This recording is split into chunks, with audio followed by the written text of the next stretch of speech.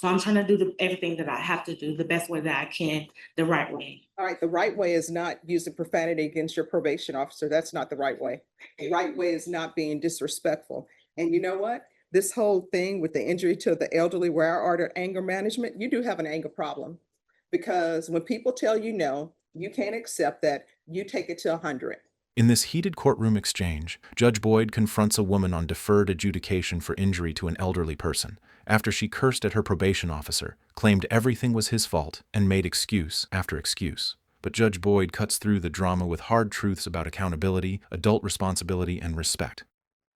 Hello. Oh, so here's the thing. When someone says hello, there's usually a response back.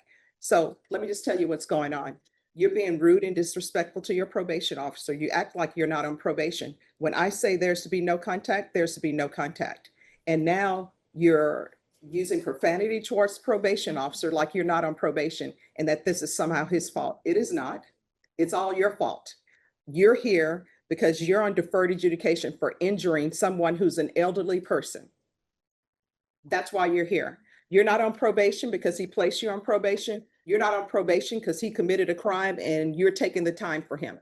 You're here because of your actions and you're acting as though none of this is your fault. This is all your fault, 100%. I'm not acting like none of it's my fault, and I take accountability for what I've done. No, you have not taken accountability. Did you take accountability for using profanity towards him? No. No, I didn't.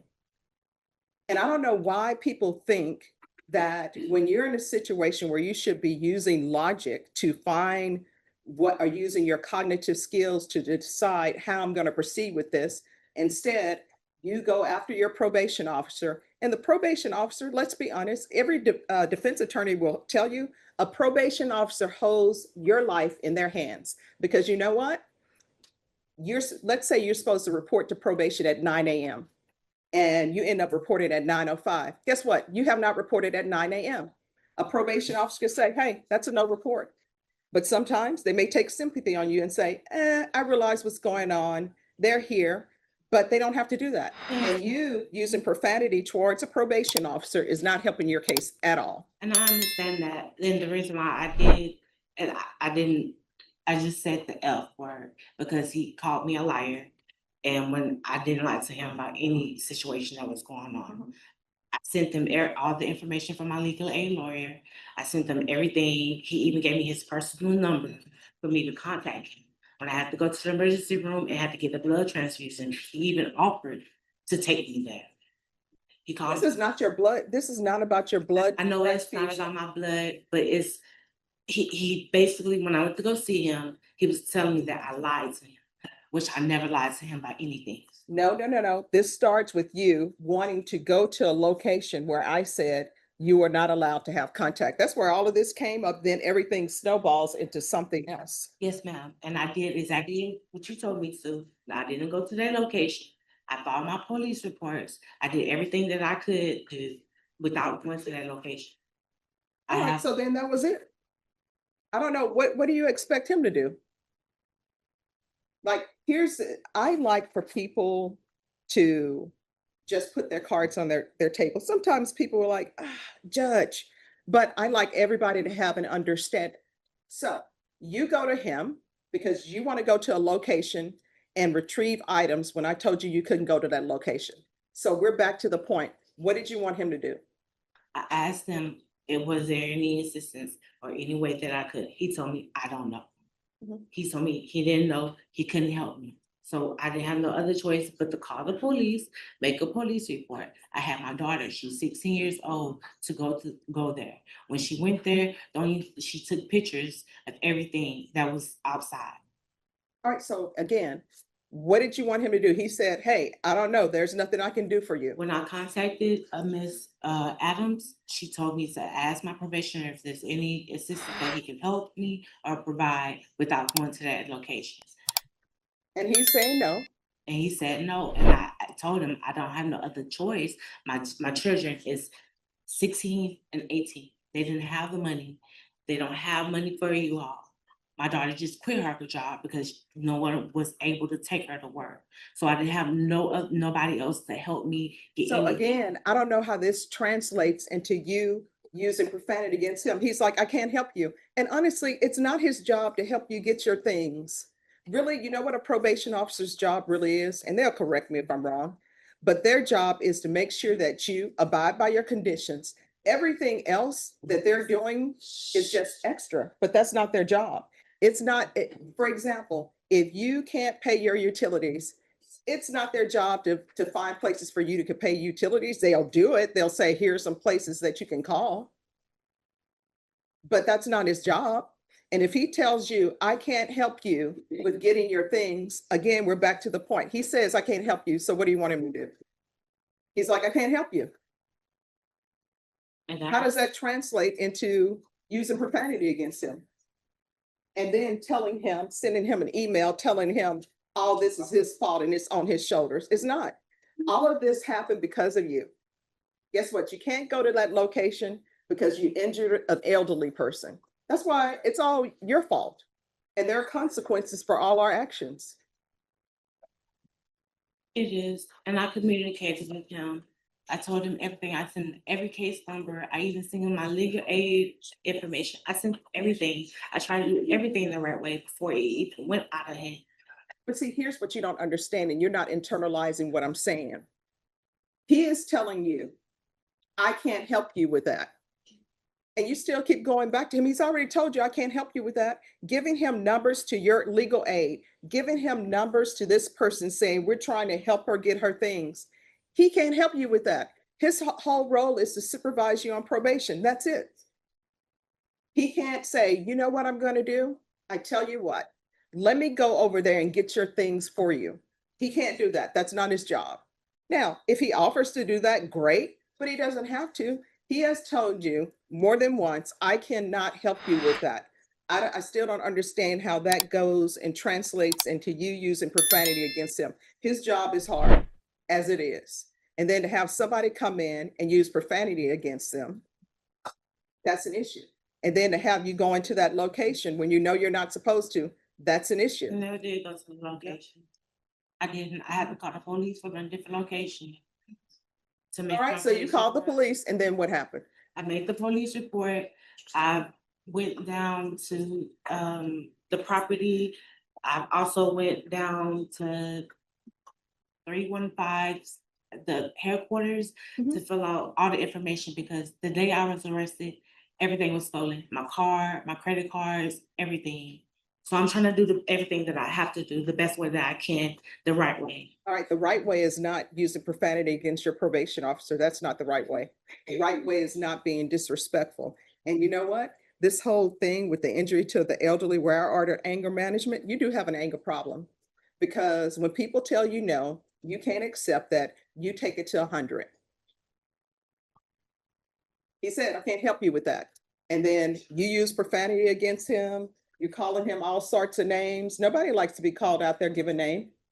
I didn't call him out his name. I just said it was fine. I didn't have no other choice. So I would have to figure it out. No. We're not here because you said it was just fine. Where is the officer? If you could come forward, please.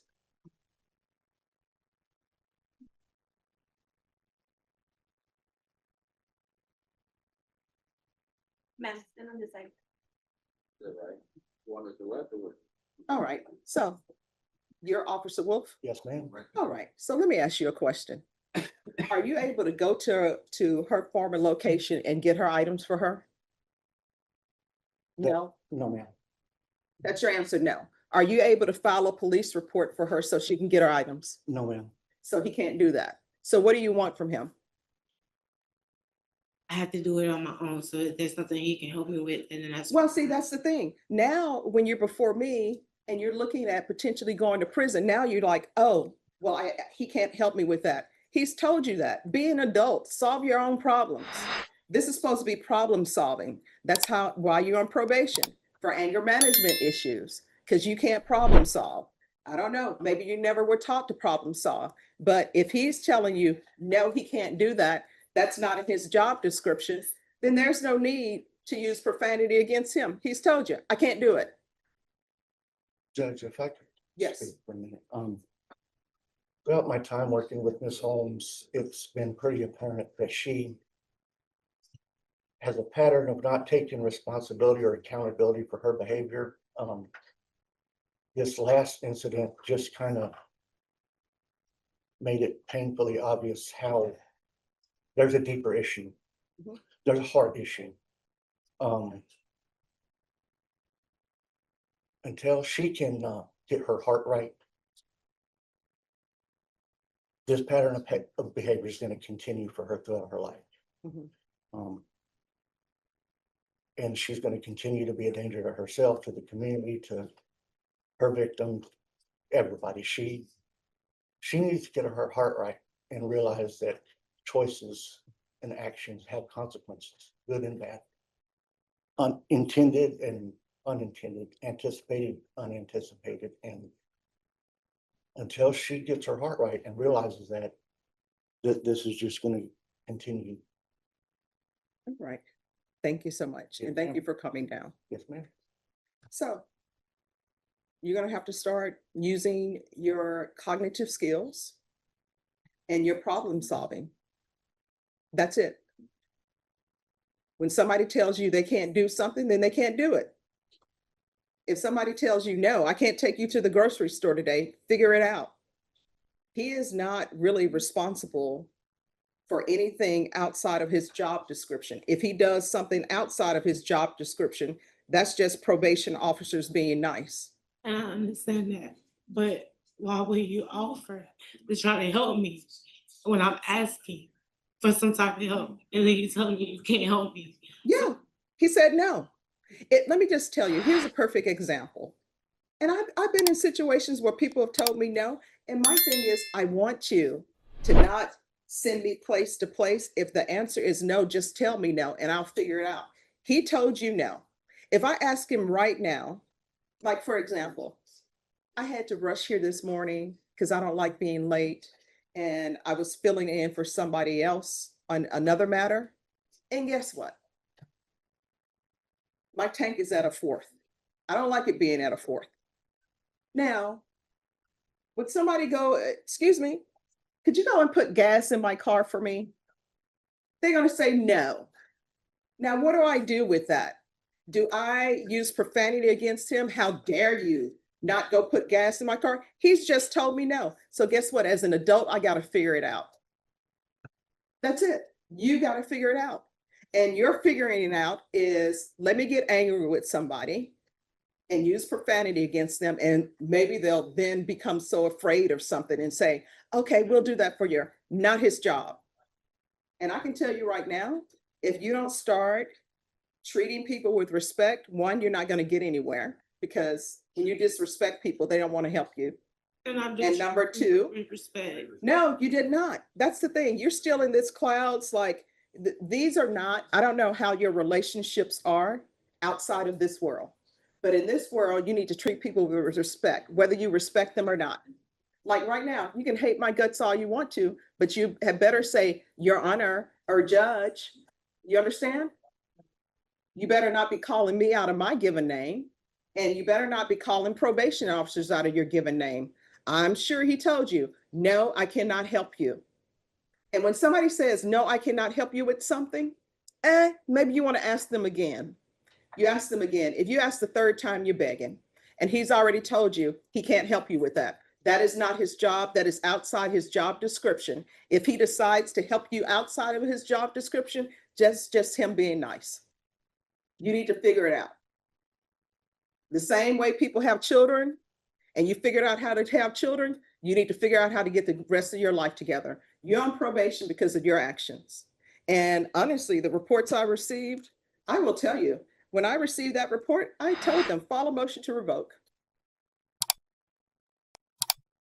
And then probation came to me and said, Judge, could we do a compliance hearing and have her come in? And I'm like, yeah, if you all want to do a compliance hearing, we will do a compliance hearing. So this is the last time I'm having this conversation with you, telling you, you need to be respectful to people and you need to learn how to problem solve. How old are you? 33. You're 33-year-old. You figured out how to get all of those piercings, right? You figured out how to get the nails. You figured all of that out on your own. You need to figure this out on your own. Is there anything else you need from me? No, All right, does she need to, when is her next report date?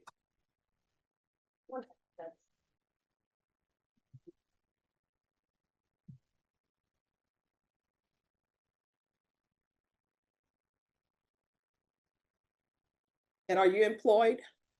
you told me I had 30 days to find a job. I had a business, but all my stuff is gone. All right, so that'll be a no. So, Ms. Ferguson? Yeah. Recall her for the week of August 11th, and I'm gonna see how you're doing on probation. What date? I can do that Monday, the 11th. All right, so you're coming back on August the 11th for me to get a report on what's going on. She cursed at the officer, played the victim, and nearly lost her probation. Judge Boyd gave her one last chance, and she'll be back in court August 11th. Do you think she'll blow it? Let us know in the comments. And if you want more real court moments like this one, don't forget to subscribe.